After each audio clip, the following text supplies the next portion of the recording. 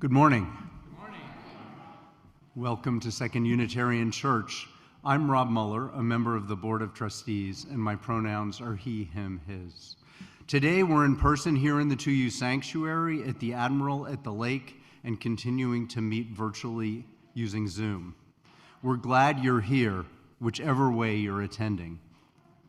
If you'd benefit from hearing assistance, please see our tech team in the back. COVID is still in our midst, so we encourage those of you who are so inclined to wear masks during the service. This practice prevents transmission of the virus and helps us center on the needs of those who are most vulnerable. We especially welcome newcomers and visitors this morning. Finding a new community and making new connections can be challenging. We're excited to have you and looking forward to getting to know you. If you're new to us today, please say so in the Zoom chat or mention it in person during conversation after the service. There are blue mugs you can use to signal to others that you would like them to come up and say hello. We also always need people to help in the kitchen after coffee hour, and that's a great place to make new friends and see old ones as well. Our worship today is led by Reverend Jason Lydon, along with Dave Heckel as the worship associate. Music provided by Ben Cedarquist, the 2U Band, and our director of music, Carl Kennedy. Our time together requires a large group of people who make possible the worship, music, and technical production of our services. They're listed in your order of service, and we thank them for their ongoing care of our congregation. I have a few announcements for you this morning. First, following today's service, grab your coffee and a snack and come back into the sanctuary and hear about next steps with the capital campaign. We'll share construction and finance updates since construction is due to start really soon. The project is going to impact our building in a pretty visible way for a few months, so it's important to hear about what's going to happen and how things are going to unfold. If you're joining this morning via Zoom, please just stay on the Zoom link for the service, and that will bring you into the capital campaign discussion too. Second, starting on Sunday, April 21st, we'll begin our spring new member orientation. If you're interested in exploring membership of 2U, this is the space for you. We'll gather in the Fleischman Fellowship Hall downstairs following the service. April 21st is the first of 3 new member orientation sessions. Third, we'd like to invite all white identifying people at 2U to join the Drum Allies and Accomplices group. This group will work to build anti-racist community with a focus on challenging racial biases within our congregation while being accountable to 2U's BIPOC ministry. This is an opportunity for white people to build our collective effort to make our congregation truly welcoming to all. The first meeting of this group is April 28th at 9:30 a.m. before church. Contact Pip for details. And now I'd like to welcome Dave Heckel to lead us in our call to worship. Dave. We are a Unitarian Universalist congregation, a community of children, youth, and adults, a people of many beliefs and traditions, bound not by the specific list of things we believe, but in the values we share. Whether you are joining us here for the first time or for the 1000th time, you are welcome here. Whether you believe in God some of the time, all of the time, or none of the time, you are welcome here. Whether you, whatever your race, whomever you love, whichever way you move in the world, however much is in your pocket, you are welcome here. I invite you now, as you feel ready, to take a breath in and out. And as the music begins, let us enter our worship together.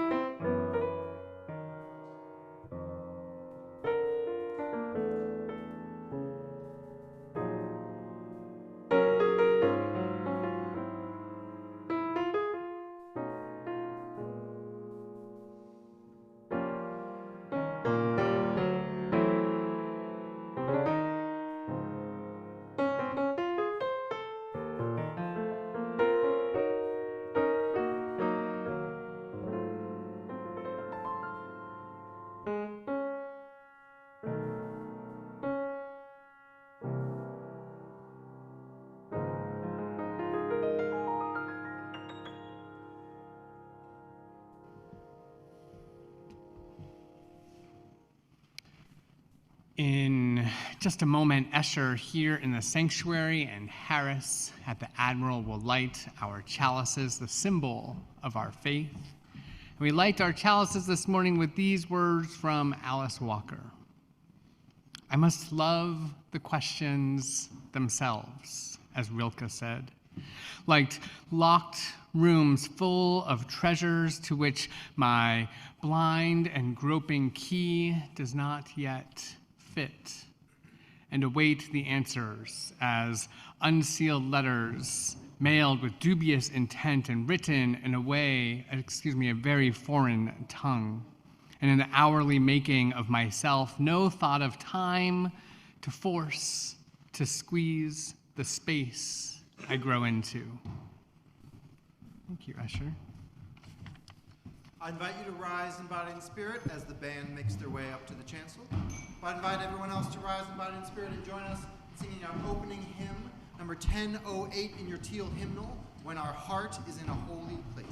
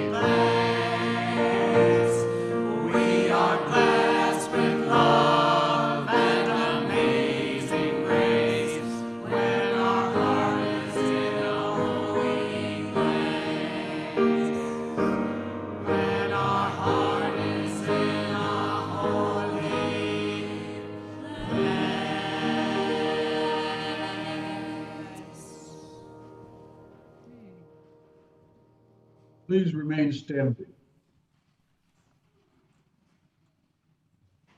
and join me in affirming our words of covenant. The words are in your order of service and also on your screen. We covenant to build a community that challenges us to grow and empowers us to honor the truth within ourselves. We will be generous with our gifts and honest in our communication, holding faithful to a love that embraces both diversity and culture. Called by our faith tradition, we will nurture spirituality within a vision of the eternal, living out our inner convictions through struggles for justice and acts of compassion. Number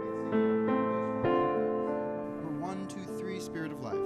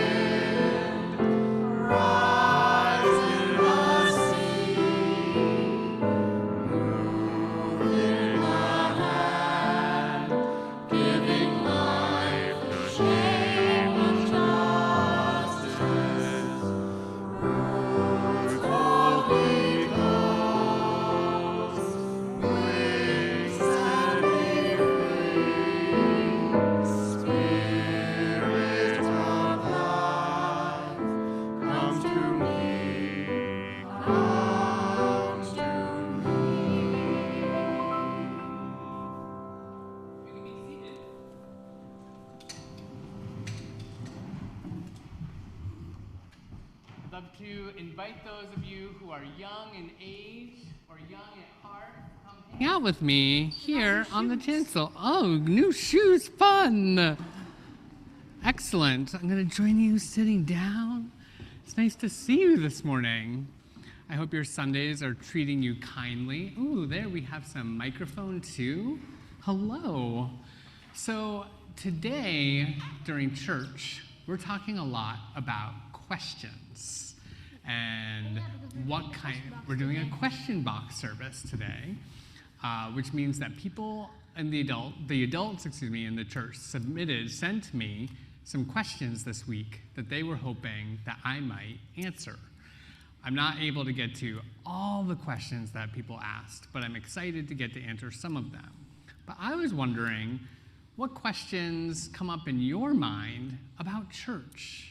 Do you have things that you wonder about, that you think, what is this thing that we do here at church? Or what do we imagine church is about? Or questions that you think I could or should answer?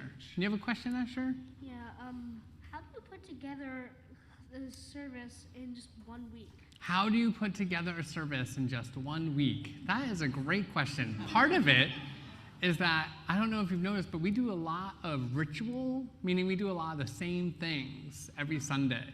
And so there are pieces of the service that are always set, that we know we're going to do this, we're going to do that, and it's going to be exactly the same. And then we have things like the chalice lighting is different every week. The readings are different every week. The sermon, surprisingly, most of the time, different every week. The time for all ages, generally different every week. So there are things that are evolving week after week, and it does take time. And thankfully, our church has invested time in me, that there's an expectation that I spend quite a bit of time every week making this happen. And so too, do I get to meet with Carl to make the music happen. We talk together for an hour every week to get ready for music, and then he does all the work that he does throughout the week to make sure music is happening. And then Brittany and I get together for an hour every week and talk about all sorts of things going on, including the time for all ages. So there's a lot of pieces. Can you work on our microphone, or am I doing something wrong? Yeah, it's perfect. You hear it? Yeah. Oh, I hear an echo. Okay, great. Noah, what about you? What question's on your mind? You forgot? It's okay. We can come back to you. You have two? Yeah. Okay. Sometimes when I come early enough, I see you guys practicing. How early do you guys have to come to practice, like the songs? Like How early do people get here on Sunday to practice? So the choir gets here often at, I think, 9:15 in the morning on Sundays. So the choir gets here at 9:15. Carl gets here probably a little before that. I am more of a 9:30 kind of guy myself. People are here doing coffee hour preparation around that time. We ask that people who are participating in the service who are doing it for the first time show up at 9:45 so that they can get a chance to feel things out and feel confident. Okay. So that's question one. Did you have another one? Yeah. How many days do we usually have church a year? How many days do we have church a year? So we have church pretty much every Sunday. Do you know how many weeks there are in a year? 12. 12 weeks? That's months. There are 12 months in a year, which I think you might be guessing. I know there are 365 days. 365 days in a year. There are 52 weeks in a year. So we have usually about 51, 52 Sundays a year. And we have church pretty much every Sunday. On a rare occasion, we don't. And then we have a couple of other services that happen on other days that aren't just Sunday that happen throughout the year. So 50-something. Whoa. Noah, do you remember your question? No? It's nice to put your hand up, though. That's great. I'm so glad. Yes, student, did you have a question? Are you feeling? All right. Well, that was a great bunch of questions. We're going to ask and answer some more questions today. And also, just so you know, if you ever have questions at church, you can always talk to your adults or talk to me, and we can find some time to talk about things about church whenever you want. Sound good? Yeah. Great. Let us sing our children off to class. Go now in peace, go now in peace. May the Spirit of love surround you everywhere.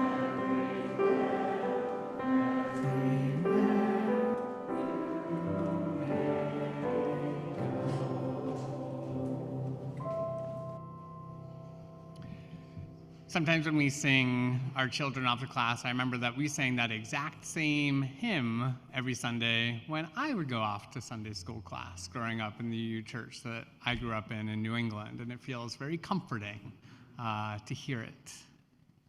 So each Sunday, we all come together to take care of our community in so many ways. And each year, we make a pledge so that we can support the ministries of our church.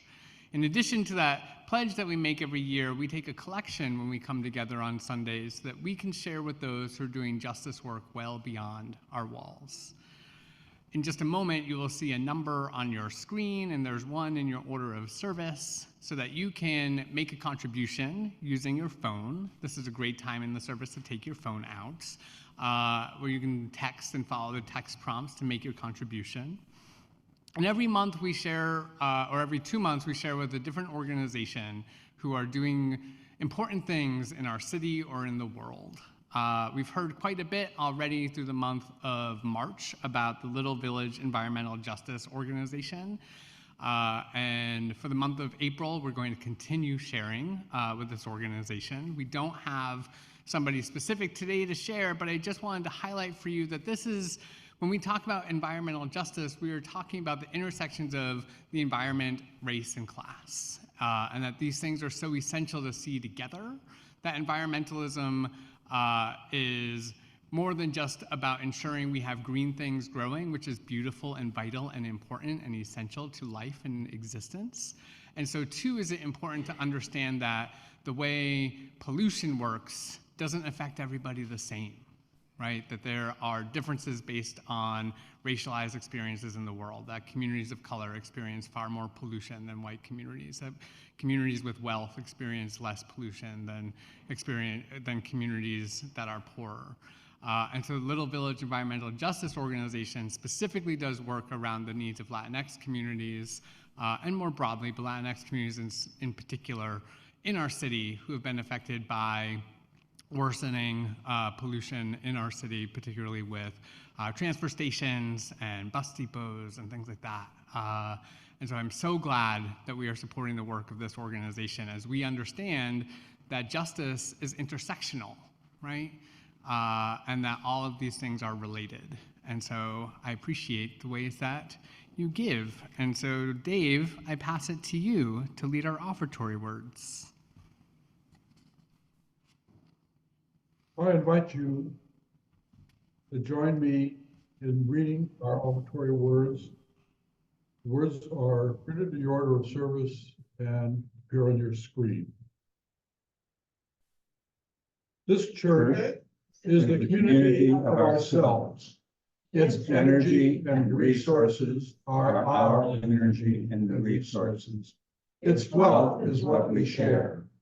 As we contribute to the life of this community, we affirm it and enable its participation in the larger world around us. The offering will now be generously given and gratefully received.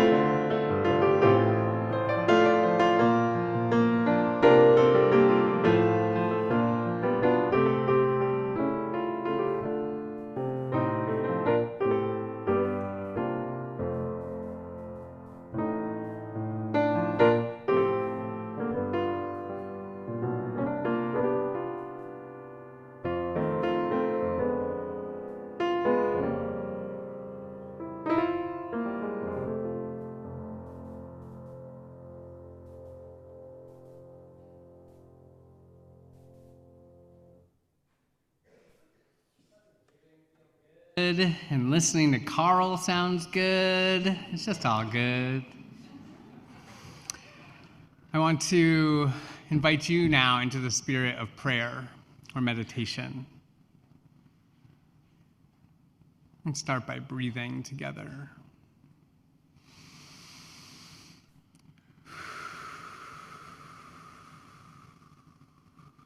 Try relaxing those muscles in your shoulders. Maybe feel your feet on the floor. Your body feeling rooted all the way down to the earth, connecting with the divinity of it all. Your chair just holding your body, keeping you rested in this space, in this time. Just breathe.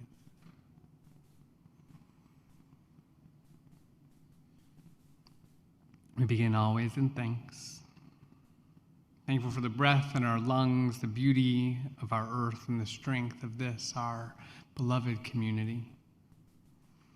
We hold in our hearts those who care for family in ill health, those who live with grief or chronic pain, those struggling with addiction or illness, seen and unseen. We are with you. For parents and teachers, and all those whose primary spiritual practice is the care of children, we are with you. Pray for our neighbors in prison, for those who are struggling to stay afloat in the midst of poverty, for migrants who are fleeing and seeking, finding new homes in our city among the many. We are with you. We pray for all those living in harm's way, particularly those navigating the fear and harms of gun violence. Pray for our planet and commit to work that will lead us away from the harms of climate chaos.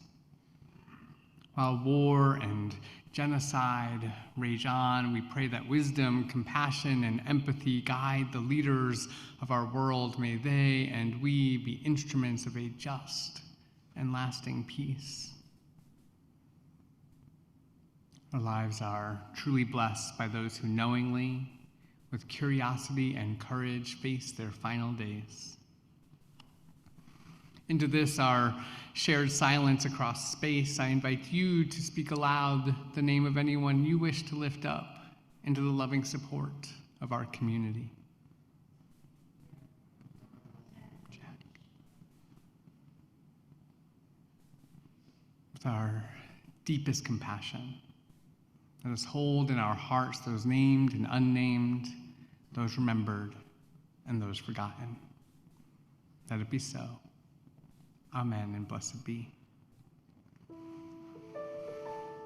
During our ritual of lighting candles for joys and concerns, we want to continue to take care of one another, and so in the 2U sanctuary, in a moment I will invite you to come forward to light a candle, and as you end your time of candle lighting and contemplation, invite you to use the hand sanitizer that's available.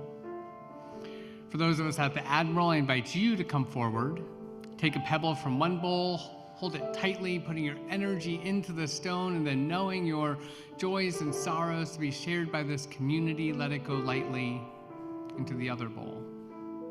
And for those of us on Zoom, please join by sharing your joys and concerns in our chat window. And I will light a candle here to represent your celebrations and sorrows.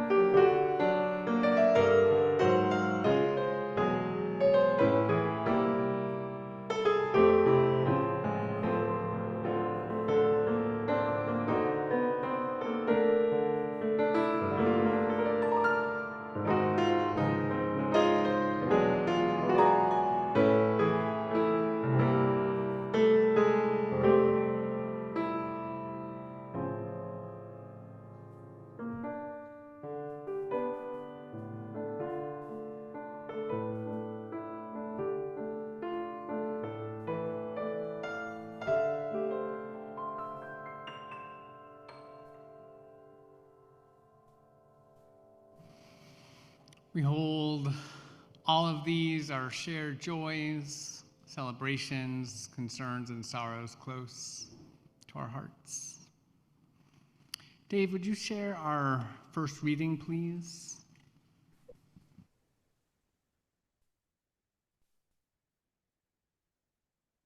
Our first reading this morning is written by Karen Hornifer Ginter, entitled The Beauty of Questions. I love the idea of loving questions, seeing the potential beauty that they contain.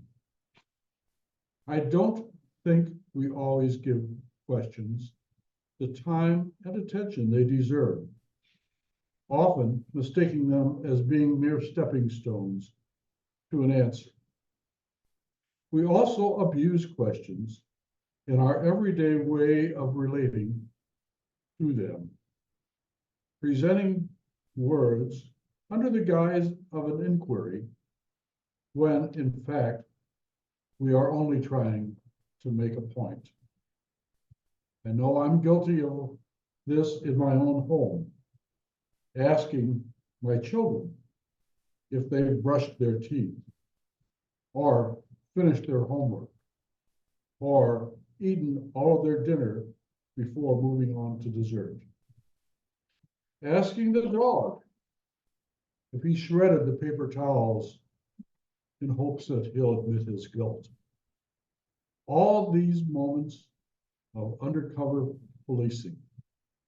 But who am I really kidding?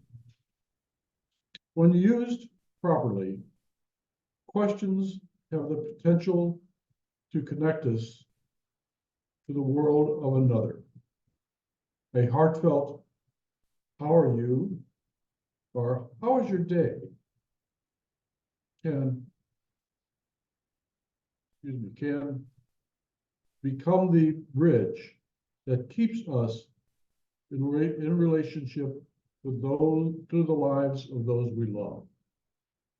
Sometimes, too, questions create a bridge within ourselves, allowing us to hear what's going on at a deeper level. When we know when we've encountered a question that has this potential, because it stays with us. Maybe just for the day, maybe for our whole lives. It taps us on the shoulder to wake us up, or it wiggles its way into our mind in a more deeply, opening us up to seeing things in a new way. I still recall first encountering Judith Duerk's chorus of questions about how my life might have been different if there had been a sacred circle to step into. Mary Oliver asking me about my plans for this one wild and precious life. Oriah Mountain Dreamer, wanting to know what I ache for, and if I dare to dream of meeting my heart's longing. Angelus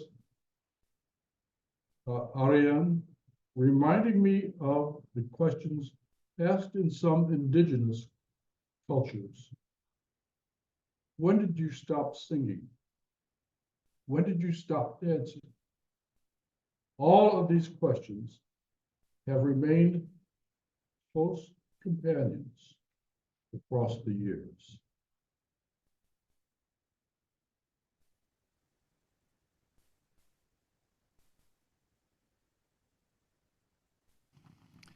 I want to invite you to join me in our responsive reading that's entitled Catechism of Questions by the Reverend Kendall Gibbons.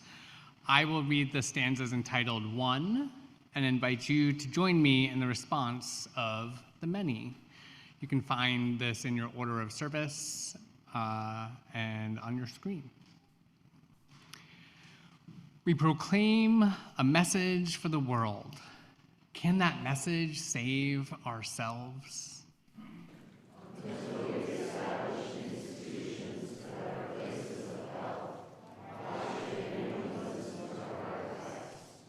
We bring our failures and our fears and the limits of our wisdom. Is it safe here to be just as we are?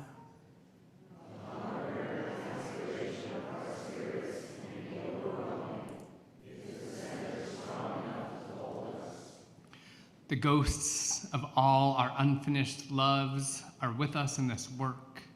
What can we do to make peace and to be healed?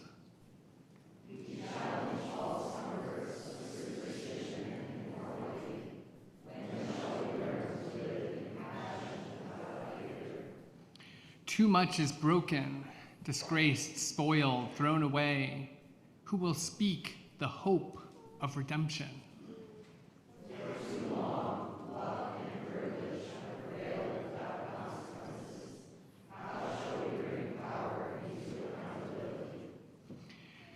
Generations have sacrificed, and struggled for our liberty. Do we carry the light of that heritage high?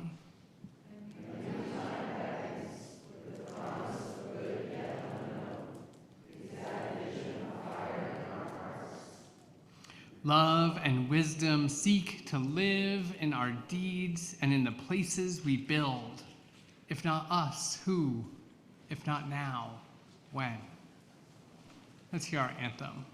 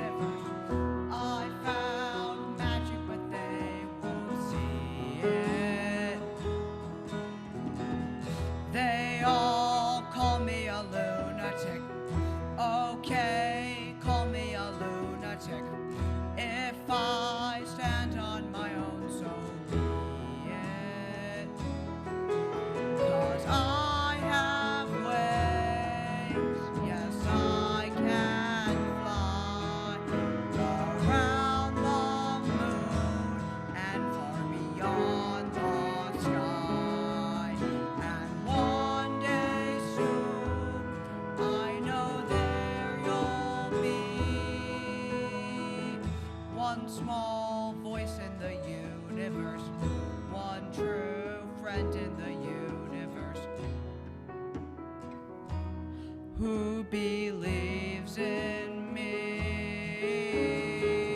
I'm alone in the universe, so alone in the universe.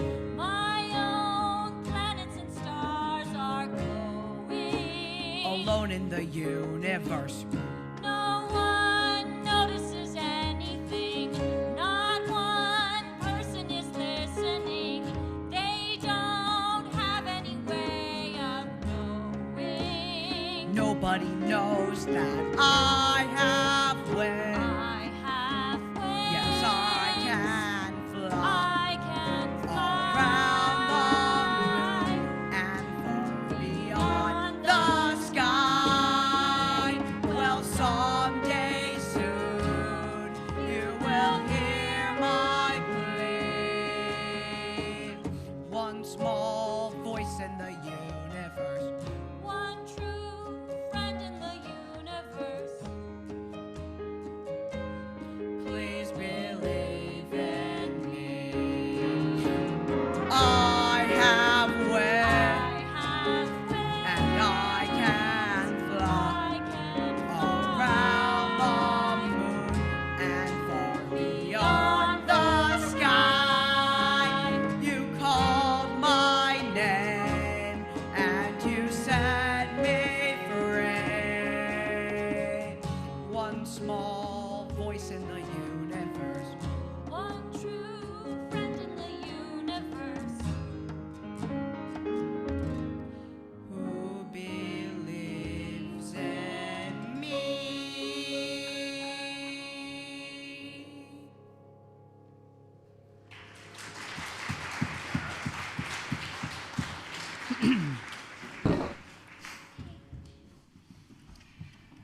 Thank you so much.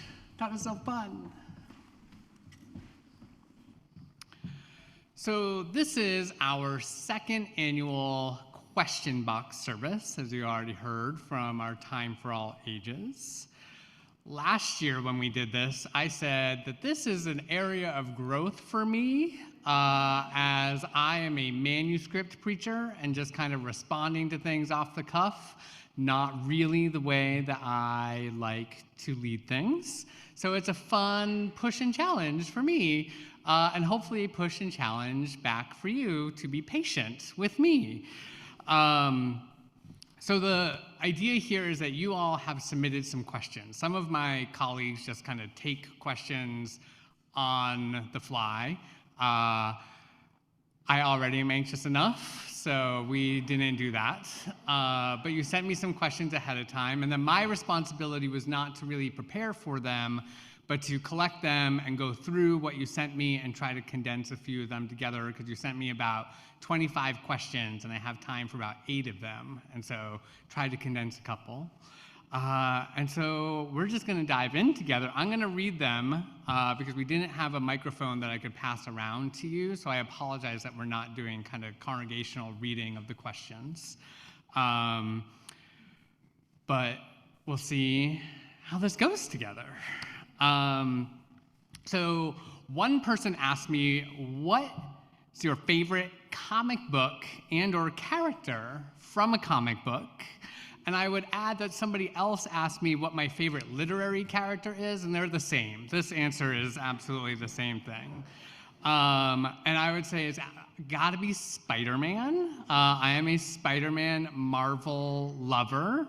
I particularly like Miles Morales Spider-Man from 2008, started in the Bendis comic books.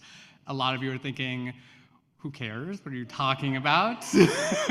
But others of you are on board with me and love you some Spider-Man, and I'm so excited for all of us. You also might remember a couple of years ago for Easter, I gave a sermon that was mostly about the Guardians of the Galaxy.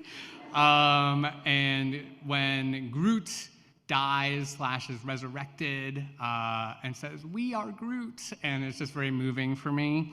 I find a lot of love and power and potential in comics. I think there's a lot of liberation stories in there and freedom stories.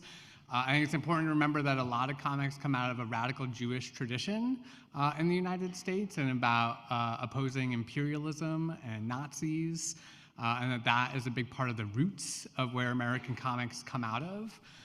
There's lots of complicated, problematic aspects about comics, and there's a lot of beauty.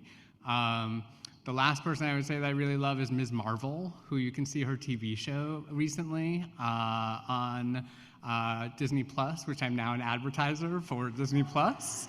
But it's really good, and it's nice to see representation of marginalized communities in a art form that has been so dominated by white straight dudes. And so it's nice to see stories of a variety of experiences being told. Plus, she's a mutant, and mutants are the best. So there you go.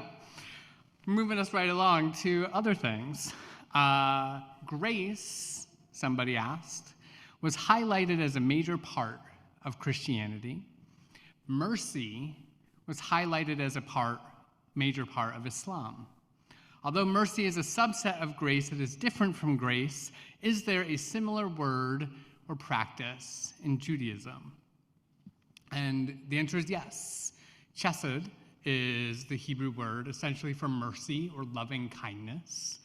And it shows up in the Hebrew Bible many times. Is particularly used when reflecting on the covenant between God and God's people. And that with the rules that are put in place, the law that is established between God and the people of Moses, there is also an overwhelming sense of mercy, too. That through breaking covenant is an inevitable part of human-God relationships. There is the forever possibility of restoring that covenant through mercy and through the love and care of the divine. So yes, absolutely. And it's such an important part when we've talked in the past about the high holy days from the fall. And Yom Kippur in particular, there's a lot of reflection on mercy and God's mercy to the Jewish people, and through the art of not necessarily forgiveness, but of atonement, and taking responsibility and accountability for one's actions, and that highlights and lifts up God's love. And for those of us who don't have a theistic theology, we can also see that as the love of the universe, the infinite amount of mercy that is available when we tap into it. That we as humans, we have a finite amount of mercy available to other people. That we have a limit within ourselves that is going to be often impossible to get past. That we can only do so much. The universe, though, or God, is so vast and so available and so possible. And I think that's what the idea of chesed is really about in the Hebrew Bible, is to say that this mercy is available no matter what. That relates to this, somebody asked me if I had a favorite Bible verse. And I am a Unitarian humanist with a Bible verse tattooed on my body.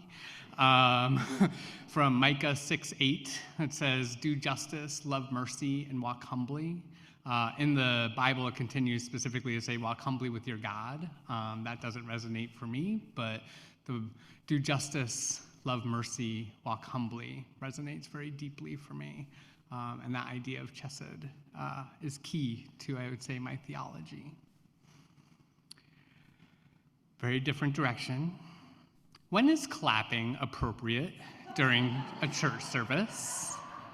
If a person really likes the music, sermon, plug for a social service, event, or general good news, should we clap always? Sometimes? Never. I would say when it comes to church sounds, I am agnostic. Things that I enjoy. I love when people love what's happening at church, because we are we're trying to be an embodied tradition that recognizes the fullness of who we are as beings. And so it makes sense to me that there are times when somebody thinks, "Oh, I need to clap for that. That was beautiful. That was meaningful. That was powerful. Clapping, here I come." There's also this sense of creating a culture of reverence at church. And there's ritual and beauty in taking attention to the quietness. Like when the choir performs a particularly beautiful piece, sometimes the right answer feels to me to clap, other times it's to really sit in it, to really appreciate it, to let the sounds wave over us, and to feel the gift of their giving. Church is not I really like rock concerts, but it's not really a rock concert. And so for me, it doesn't make sense to clap after each of the different things. Be like, "Oh, Covenant, yeah, that was so good." I mean, our Covenant is good. Don't get me wrong. But I think it's something for us to attend to be mindful of, and to recognize that we have probably drastically different opinions and needs as people. I am certain, actually, in fact, I know this to be true. There are some of us who love clapping, some of us who really don't like it, and some of us, more like me, are a little agnostic and are like, let's think about this. So I would just be mindful about clapping, like most of the things that we do. Let's attend to it. I did want to make one quick note about sounds at church, though. When I was growing up, first at the Lutheran church I went to before becoming Unitarian, the pastor at that church, whenever babies or children would make sounds, would kind of notice if people were feeling a little antsy about it and would say, "Isn't it beautiful to hear the sounds of a growing congregation?" And that is what I always want to say when we have sounds of our children at church. If you notice for yourself, you're like, "Oh, that's distracting." For me, I invite you to kind of sit with it and think, "Gosh, isn't it so great that there are children who feel comfortable here and parents who are bringing their kids into our space and are choosing our congregation. And isn't it great that we can make space for the children's noises as they are? And if you need to hear things better, just kind of speak up and say, I need to hear that louder. We need a louder microphone. That we need to adapt as opposed to ask our children to adapt. That we bring them into the fullness of who they are into our spaces. So that's some thoughts on clapping. Again, these are all very different from each other, and I tried not to order them in a specific way. They're just kind of coming as they came. How can I support the Jewish people in my life who are hurting and scared over the rise of anti-Semitism? And how do I say to people, do I say to people who view anti-Zionism as anti-Semitism? So these are certainly related and yet also very different questions. Anti-Semitism has been a vile, disgusting part of our world for thousands of years. It is unacceptable, rooted in Christocentrism and in a vision of superiority that diminishes the beauty, vitality, incredibleness of Judaism as a faith tradition. It is very often rooted in theologies that teach us, or teach many, that Jews were responsible for the death of Jesus, and telling a false story about what actually happened around empire, and blaming Jewish people for imperial practices, which is part of anti-Semitism in its many ways today, with this idea that Jewish people are in control of everything, are controlling things in the background, as part of the same theological vision that Jews were somehow responsible for an empire that killed Jesus, when in fact it was the Roman Empire that was doing so. Anti-Semitism is rooted in deep ideologies of hate and violence and systems of oppression that are always horrible and have led to the deaths of, as we know, millions of Jewish people over the centuries and centuries. And so what do we say is we say that we have a collective and shared responsibility to dismantle all systems of oppression, including anti-Semitism, that we are committed to standing side by side with our Jewish siblings to resist the anti-Semitism that is coming out from so many different directions. It was only a few years ago that we saw those horrific folks marching saying Jews will not replace us, right?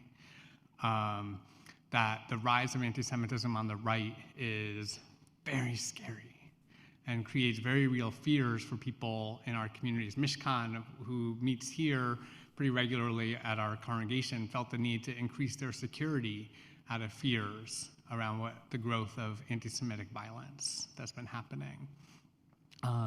So solidarity is the right answer. Solidarity for those of us who are not Jewish is to show up and be present, to be caring, to acknowledge history, to acknowledge the present, and to challenge that, the violence that's happening, and to be accountable for the ways that we participate in it. Those of us who are not Jewish, who have been raised and taught anti-Semitic values, that have a responsibility of challenging our own internalized anti-Semitism.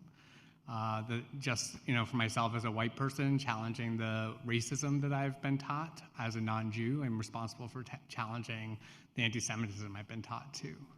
So if we think of approaching systems of violence on interpersonal levels, institutional levels, and cultural levels, all of that work collectively gets us closer to a world where people can be freer and feel safer. To distinguish that, though, from Zionism, Zionism is an ideology that has very little to do with Judaism as a faith. Zionism is an ideology that comes from the late 19th century, Theodor Herzl, and the idea of a specific nation state for Jewish people. We had a longer conversation a year and a half or so ago about Zionism here at church when I preached about it. I don't have the time to go into all the complicated nuances of the differences between Zionism and Judaism, but they are not the same. And so something I think is really important to understand is that there are more Christian Zionists in the United States than there are Jews in the entire world. Right? I think it's really important to understand the ways that evangelical Christianity has taken on this idea of believing that when Jewish people have control of Jerusalem and all of Palestine, that Jesus will return, convert or kill the Jews, and will bring forth the second, that will bring forth the second coming and redeem all of humanity. That's terrifying. That's anti-Semitism. And so there's a lot of anti-Semitism within Zionism. There's also settler colonial ideas of whose land gets to be taken from whom that are all really hard to wrestle with. And I think it's real. And there's also a huge generations of trauma within Jewish communities of needing a place to feel safe when we have so much history of violence. And so all of that is true too. What is happening right now in Gaza is not about Judaism. That is not about a faith rooted in justice and love. That is about a state taking over another people and justifying their use of violence over and over again. But this is about Netanyahu's war or genocidal attacks on Gaza. And so I think it's important for us to distinguish between all of these different things. Whew, we got through it. You might not agree with all the things I say, and that's true about everything at church. Just one of the things that, yeah. What successes and or challenges do you see at 2U to become a racially inclusive congregation? Big question. I think one of the biggest parts is that we are a long-standing, predominantly white institution, and it takes many, many years and amounts and commitments to work, and people trying. I knew about 2U long before I came here as the minister just 4.5 years ago. And I know that people have been talking about racial justice, racial inclusion, anti-racism for longer than I've been alive, is my understanding. And that it has been something that our congregation has wrestled with. We've wrestled with making choices about who's in leadership. We've wrestled with making choices about who's on staff. We've wrestled with making choices about how we center the lives of Black, Indigenous, people of color within our meeting time choices, within the ways that we create our ministries. And I think amongst our white folks who are trying to do this work, there is a commitment and desire to do the transformation. And there's also I think at times, for all of us who are white, a lack of follow-through at making things happen that need to happen. I think that there's a lot of good conversation and that we struggle with action. Drum just did a service, the Diverse Revolutionary Unitarian Universalist Multicultural Ministries just did a sermon service for us a couple of weeks ago. And Berlinda, one of the things Berlinda was talking about is the constant nature of people, Black folks in particular, but people of color more broadly, coming into our community and feeling unwelcome. And feeling like folks are not making the effort and taking the energy to check in, or approaching people for the manyth time and saying, "Oh, are you new here?" It's like, "Nah, dude, I've been here a bunch of times. You just don't remember," and how uncomfortable that is. And so I think it's an art of welcome, for sure. That's a big part of it. And I also want to acknowledge that being one of the few BIPOC folks within a white institution is not always the easiest thing to do. And to choose to keep coming back is a choice that can be very vulnerable. I know for myself, when I feel like my marginalized identity is the only one that's there, so like as the only queer person in a predominantly straight space, which is not the same, don't want to make all oppressions the same, but the general understanding of feeling like a minoritized person in a space can be exhausting. And it can be frustrating and disappointing. And then also for folks who have been coming for a while, who are thinking, I've paved the way as one of the few BIPOC members of the congregation, and yet more people are not feeling welcomed here. People come 1, 2, 3 times, but don't make this their home, can also feel alienating. Not just feel, I have heard, it has been expressed to me that it is alienating and frustrating and disappointing. And so I think that there's a collective work that must be done, and understanding and patience, and that I do think some of the social justice work we're striving to do helps us change some of the culture of of our congregation, to understand the needs and communities that we are striving to be a part of. And so I think there's still a lot of work ahead. And I'm grateful that Pip is coordinating this new group for white folks being accountable to drum. I'm excited about the anti-racism multicultural ministries group that we have that meets and is accountable to our board, trying to figure out race and racism within our congregation. So there are things that are happening, and there's more work to be done. So I'm just looking at my phone for time because I'm not used to wow, okay. I'm going to jump ahead. So I'm really only going to answer like 2 more. Okay. This question, I have questions about the question. Do you consider the needs and interests of straight senior congregants in selecting/writing your sermons? I think it's such an important question to wonder who I am thinking about when I write. That is so vital. Our congregation is made up of so many different people, so many different communities, so many different experiences. I have the responsibility of thinking about a lot of different needs as I am imagining what I say and speak about on Sunday mornings. Asking the question of whether I think about older folks and straight folks when I write feels like 2 very different questions to me. I know for sure I don't think sufficiently about older folks and talk sufficiently about the needs of older folks in our congregation. And I'm sorry, I will do better. That's something that's important.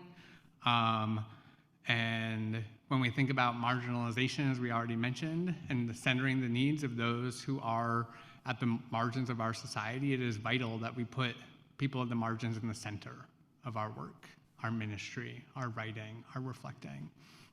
And so I want to strive to do better there. I am not particularly concerned about centering the needs of straight folks in my sermons. Not because straight people don't have needs, I know you do, or so I've heard. But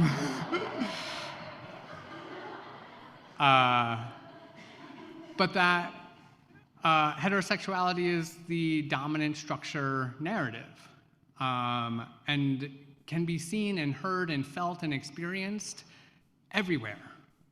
And when it comes to religion in particular, heterosexuality is very well served by religion. Queerness, not so much. And so it's important to me, not just as a queer clergy person, but as a religious person, to center the needs of LGBTQ folks in the ministries that I do. Not because straight folks aren't important, you are, and I bless you and hold you with so much love. And the narrative of ministry and the narrative of sermon writing, for me, is about putting that which is at the margins more at the center. And that's my commitment to you, that I will do. And I want to end with a brief reflection on how can parents and caregivers, I can't believe this is what my brief reflection is going to end on, I apologize. How can parents and caregivers strike a balance between teaching children about the scale of injustice in our world while also giving them the sense of safety necessary to exist as kids? I am not a parent. I am so grateful to those of you who are parenting and caring for children. You are an incredible blessing in a world that is so broken. When I watch my sister do this, who is often my kind of best guide on how you balance the needs of teaching about injustice and sharing safety is really focusing on communities and stories of help and love, those who are showing up and showing solidarity and care for those who are suffering, and telling those stories, telling the stories of those who are resisting the harm that is happening in the world and who are cultivating love and greatness and goodness and care and compassion.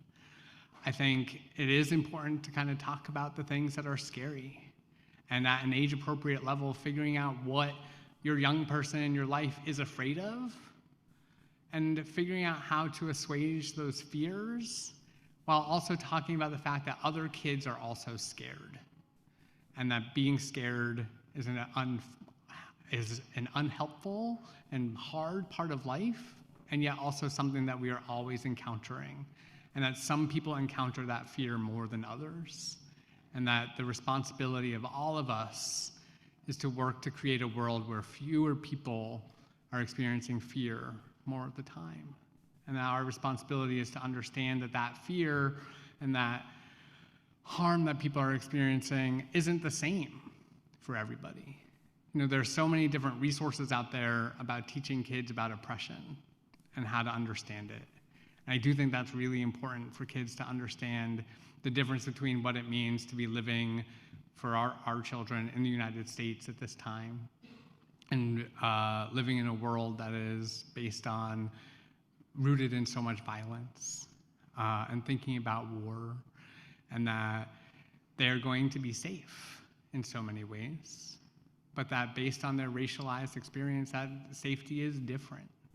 There are different conversations we're going to have with our children based on what they look like, based on their identities, based on their experiences. And so there isn't a universal, Unitarian Universalist experience of parenting or teaching our young people, right? That is going to be individualized, but also shaped by our marginalized experiences. That people have different responsibilities to teach their kids different things at different times. I'd say again, from myself, reflecting as a white person, I think it's really important that we not just have it so that folks of color are teaching their kids about racism and navigating racism at such a young age, and white kids are not learning about that. That's not fair. That's not accountability. And so I think it's important to start talking about the impacts of race as young as possible, so that we can be, again, challenging and transforming our world and being more honest and open about it. Those were some of your questions, some of my answers, and there were many more. One of the things I hope also just for you to think about, if you realize that you have a question for me, you don't have to wait every year for the question box sermon. You can just text me, email me, or more fun, ask me to have coffee and talk about it. I promise not to be scary, and that we can dialogue about whatever's on your mind. Please don't hold back your questions. Ours is a religion that celebrates them, and so please keep asking them. Pass it to you, Carl. We're clapping. Look at that clapping. Back up. I invite all of you to rise in body and spirit as we sing our closing hymn. This is number 1007, There's a River Flowing in My Soul. You can just start.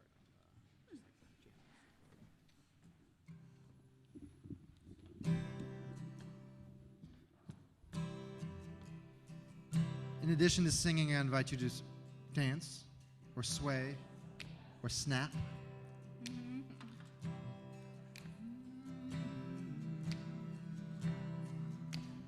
One, two, three. There's a river flowing in my soul. There's a river flowing in my soul. And it's telling me that I'm somebody. There's a river flowing in my soul. In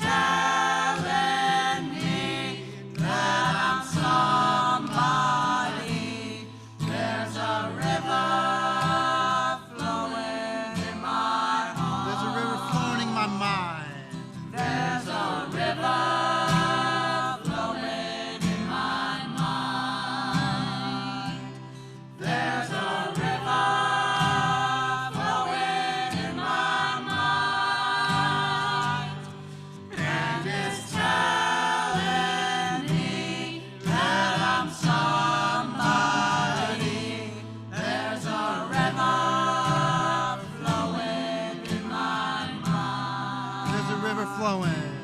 There's a river flowing. There's a river flowing.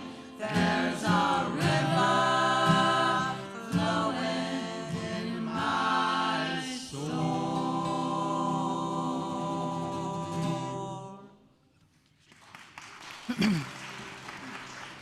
I invite you to rest your hands upon your heart or clasp hands with those you're sharing your life with during these pandemic times, and remember all the unasked questions, all those questions that lie in the quiet confines of your heart, all those questions just waiting to get out, all those questions searching for their answers or for even deeper questions.